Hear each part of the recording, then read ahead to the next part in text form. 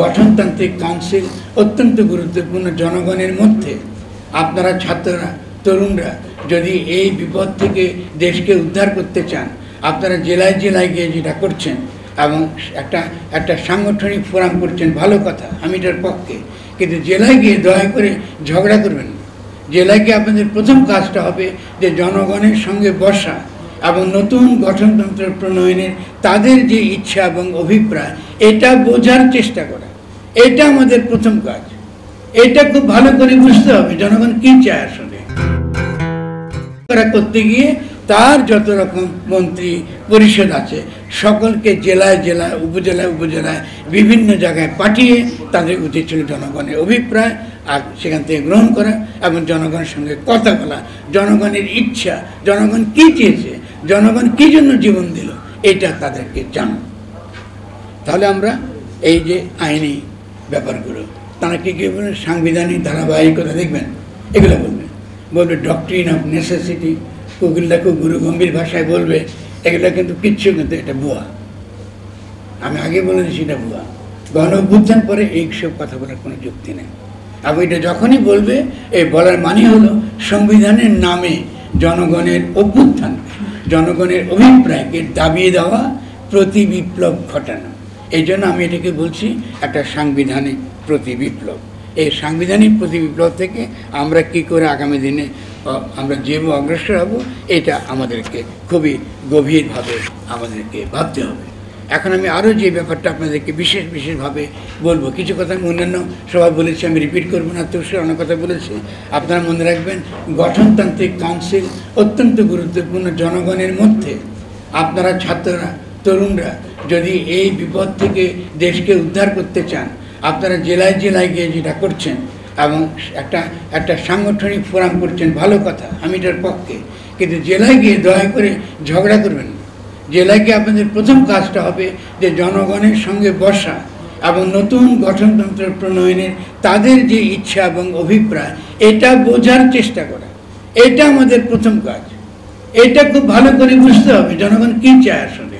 বা আমরা কোনো মৌলিক, খুব বড়, খুব রেভলিউশনারি কিছু করার জন্য আমাদের সমাজ কি তৈরি, নাকি আমাদের সমাজকে আরও একটু দীর্ঘকাল এডুকেট করতে হবে, প্রচার করতে হবে, আরও তর্ক বিতর্ক করতে হবে। আমি সে তর্ক বিতর্ক করার জন্য তৈরি, অসুবিধা নেই। যদি সমাজের চিন্তার সে অভাব থাকে, সে চিন্তার অভাব না মিটিয়ে আপনি জবরদস্তি কিছু করতে পারবেন। আপনার গণ অভ্যুত্থান ও গঠন বা সংবিধান ও গণতন্ত্র, এগুলো আমরা লিখেছি বলে আজকে আপনারা সব টেলিভিশনের লোকজন আমার সামনে এসে কথা শুনছেন, আমি কিছু কথা বলতে পারছি। আমাকে তো গত প্রায় 17 থেকে 20 বছর কথা বলতে দেওয়া হয় নাই, শেষে দেয় আমাদের সন্তানরাই ভুল করেছে। আজকে আমরা ম্যাজিস্ট্রেসি দিতে হচ্ছে সেনাবাহিনীকে, আর সেখানে থাকার দরকার ছিল তরুণরা। পুরো রাষ্ট্র পরিচালনায় সমাজের সর্বস্তরে তাদের থাকবার কথা ছিল, তারা উঠে এসেছে, তাদেরকে জনগণ নেতৃত্বে বসিয়েছে। এই ঘটনাটা কিন্তু ঘটে নাই। ঘটনা যেহেতু ওই যে শুরুতে আমি বলেছি, বুদ্ধিজীবিতার প্রতি, জ্ঞানের প্রতি কোনো শ্রদ্ধা নেই। জ্ঞানের প্রতি শ্রদ্ধা না থাকলে তো হবে না রে ভাই। এখন এরপর আমরা কি কি শব্দগুলো আমরা একটু বুঝিয়ে বলি। একটা হচ্ছে অন্তর্ভুক্তিমূলক, আমরা ব্যবহার করি না, কথায় কথায় বলি অন্তর্ভুক্তি। কাকে অন্তর্ভুক্ত করবেন? কাকে অন্তর্ভুক্ত করবেন? আপনি কি ফ্যাসিস্টকে অন্তর্ভুক্ত করবেন? তাহলে অন্তর্ভুক্তিমূলক কথাটা কিন্তু বিভ্রান্তিমূলক। কথাটা হতে হবে যে আমাদের এখন অবশ্যই মতাদর্শিক লড়াই, সাংস্কৃতিক লড়াইটা করতে হবে জোরের সঙ্গে। এই সাংস্কৃতিক লড়াই চালাবার ক্ষেত্রে রাষ্ট্র যেন নিজের পক্ষে আমাদেরকে একটা পাহারা দেয়। এই লড়াইটা চালাতে হলে আমাদের সমাজে বহু পশ্চাৎপদ চিন্তা, ধর্ম সম্পর্কে বহু অন্ধকারাচ্ছন্ন চিন্তা ভাবনা আমাদের সমাজে রয়ে গেছে। এটা কিন্তু আমরা সমাধান করতে পারি নাই। ফলে আমাদের লম্বা একটা বুদ্ধিবৃত্তিক, একটা লম্বা একটা সাংস্কৃতিক লড়াই আমাদেরকে চালাতে হবে। এবং সে চালাতে গেলে আমাদের সকলকে, আমাদের একটু লেখালেখি করি, আমাদেরকে সেই জিনিসটা আমাদেরকে মনে রাখতে হবে। এখন গঠনতন্ত্র নিয়ে কি চিন্তা আমরা শুরু করবো না? হ্যাঁ, করবো। আমি মনে করি সেটা শুরু করতে হলে আমাদেরকে প্রথমত কতগুলো গুরুত্বপূর্ণ বিষয় লাগে, যে কোনো গঠনতন্ত্রে মৌলিক বিষয় লাগে। সেটা হলো 1 নম্বরটা যেটা লাগে যে আমরা এই কীভাবে আমাদের সংবিধানে আমরা কি কি জিনিস থাকবে, কি কি জিনিস সম্পর্কে আমরা সচেতন হব। প্রথম হলো ঔপনিবেশিক চিন্তা ভাবনা থেকে মুক্তি। ঔপনিবেশিক কি যত রকম কাঠামো, রাষ্ট্রের যত রকম আইন ইংরেজের আমল থেকে আমরা বহন করে আনতেছি। তার মধ্যে রয়েছে এই যে পার্লামেন্টারি ব্যবস্থা, আমরা সকলে মনে করি এটা হলো একমাত্র রাষ্ট্রের ফর্ম ধরন, এর জন্য নাও হতে পারে। আচ্ছা, আমরা প্রেসিডেন্সিয়াল ফর্মের সরকার হলে কী সমস্যা? তার জনগণকে তো এইটাও বলবো যে হতে পারে প্রেসিডেন্সিয়াল ফর্মের সরকার, হতে পারে না? কীরকম জনগণ চায়, রাষ্ট্রের রূপটা কীরকম হবে, আমরা কোথাতে, বা আমাদের নিজেদের দেশে এমন কোনো ঐতিহ্য আছে কিনা? আমরা একটা গ্রাম সভ্যতা, আমাদের সমাজগুলো কি আলাদা, নদী আলাদা করে দিয়েছে। এক একটা গ্রাম অর্থনৈতিকভাবে এমনকি প্রশাসনিক আইনিভাবেও প্রায় স্বাধীন, গ্রামগুলো প্রায় স্বাধীন। এভাবে কিন্তু আমাদের এখানকার সংস্কৃতি গড়ে উঠেছে। তাহলে আমাদের এখানে কেন একটা ডিসেন্ট্রালাইজ একটা স্থানীয় সরকার ব্যবস্থা গড়ে উঠল না কেন? এই যে প্রশ্নটা, এই প্রশ্নটা এখনই করতে হবে। আমাদের আগামী দেশের যে গঠনতন্ত্র, যে সরকারি রূপ আমরা কল্পনা করব, তার কিন্তু কেন্দ্রীয় প্রশ্ন হচ্ছে ডিসেন্ট্রালাইজেশন। ডিসেন্ট্রালাইজেশনে মানে ছোট ছোট যেসব জেলা উপজেলা আছে এদেরকে নিয়ে একটা ছোট ছোট প্রশাসনিক এবং গঠনতান্ত্রিক কেন্দ্র, রাষ্ট্র এক জায়গায়, এবং তারা নিজেরা স্বাধীন, ইকোনমিক ইস্যুতে তারা স্বাধীন, প্রশাসনিক ক্ষেত্রে তারা স্বাধীন, আইনের ক্ষেত্রে তারা স্বাধীন। এরশাদ সাহেব একবার ডিসেন্ট্রালাইজ করতে চেয়েছিল আদালতকে, এটা আমরা কিন্তু কাজ করতে পারিনি। দেখা গেছে তার উদ্দেশ্য ভালো ছিল না, ফলে এটা কাজ করে নেয়। কিন্তু আদালতকে থাকতে হবে জনগণের কাছে, তো কী করে নেব? এই যে বিভিন্ন রকম ইস্যু আমাদের নিয়ে আমরা ভাবতে পারবো এবং এটা নিয়ে আমরা অগ্রসর হব। বিচার বিভাগের স্বাধীনতা কথাটা বলা সহজ, বিচার বিভাগের স্বাধীনতা কথাটা বলা সহজ।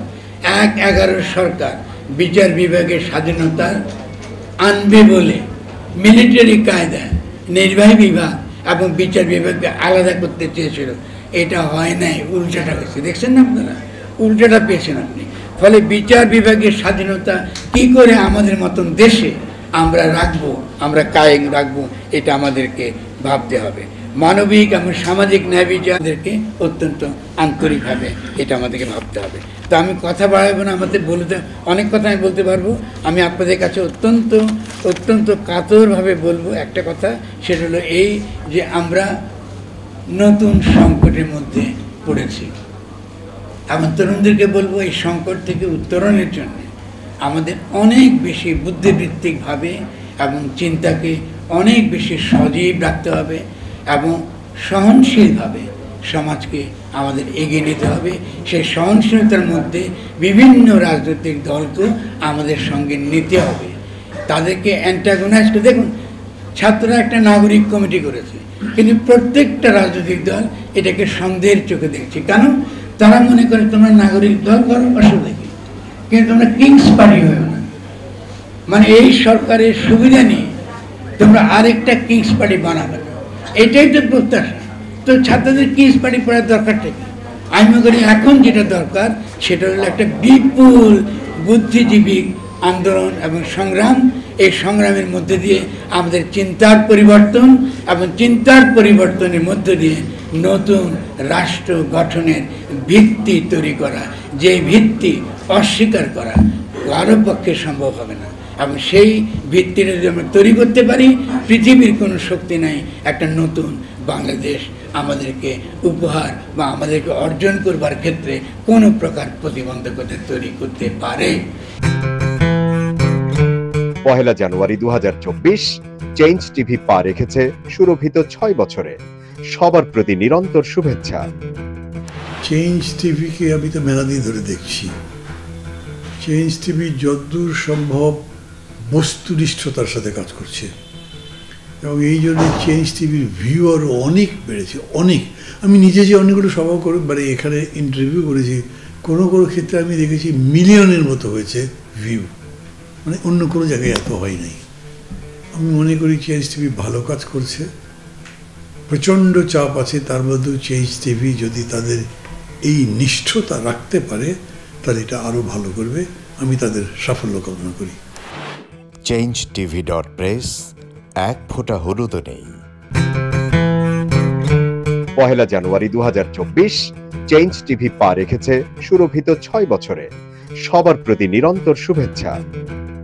আগামী 1 জানুয়ারি জনপ্রিয় যে online television, online media change টিভির 5 বছর পূর্তি হবে। চেঞ্জ টিভির সাথে আমার অনেক দীর্ঘ এবং পুরনো সম্পর্ক, প্রায় বলতে পারেন ঘরের সম্পর্ক। আমি এই 5 বছর পূর্তি উপলক্ষে আমি চেঞ্জ টিভিকে আমার ব্যক্তিগত পক্ষ থেকে, বিপ্লবী ওয়ার্কার্স পার্টির পক্ষ থেকে আমি আন্তরিক শুভেচ্ছা এবং আমি অভিনন্দন জানাই। আমাদের এখানে গণমাধ্যমকে বলা হয় ফোর্থ স্টেট। একসময় ধরুন বিচার ব্যবস্থার প্রতি মানুষের একটা শেষ ভরসার জায়গা ছিল।